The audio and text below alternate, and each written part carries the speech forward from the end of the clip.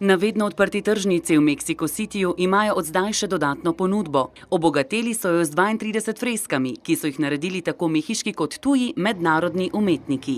Nakupovalni center Central de Abasto je sicer glavni veletrgovski center za pridelavo in ponudbo živil, o 35-letnici poslovanja pa so pripravili promocijsko umetniško akcijo s sodobnimi mehiškimi umetniki, ki zdaj predstavljajo zapuščino njihovih predhodnikov na sodoben način. Včerajšnje hude poplave v bližini bolivijsko-argentinske meje se vse bolj širijo in povzročajo težave tamkajšnjim prebivalcem. Zaradi narasle vode je uničenih več hiš. Poplavne vode so namreč po rekordnih padavinah v južni obmejni državi Jacuiba močno narasle. Prebivalci so odrezani od preostalega sveta, skušajo rešiti svoje imetje in živali. Po podatkih lokalne civilne obrambe je prizadetih več kot 120 tisoč prebivalcev. Najmanj 40 družin je izgubilo svoje domove.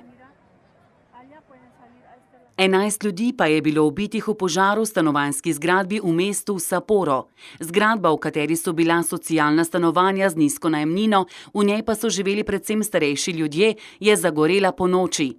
Vzrok za požar še ni znan. Rešili so 5 oseb, 3 se zdravijo v bolnišnici. Njihovo stanje ni več smrtno nevarno.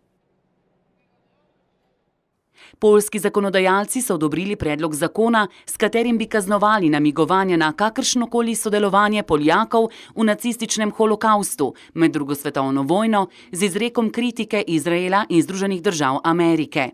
Sam predlog je sprožil diplomatsko razpravo med Izraelom in varšavsko konzervativno vlado že od prvotne odobritve v spodnjem domu parlamenta prejšnji teden. Ameriški državni urad je včeraj pozval Poljsko, naj ponovno oceni predlog zakona in izrazil zaskrbljenost za odnose Varšave z Združenimi državami in Izraelom, če bo predlog postal zakon. Predlog zakona predvideva 3 leta zapora za kršitelje, ki bi omenili poljska smrtna taborišča v napačnem kontekstu. Sama država pa se že več let bori proti obtožbam, da je poljska država delno sokriva za nacistična taborišča na njenem ozemlju.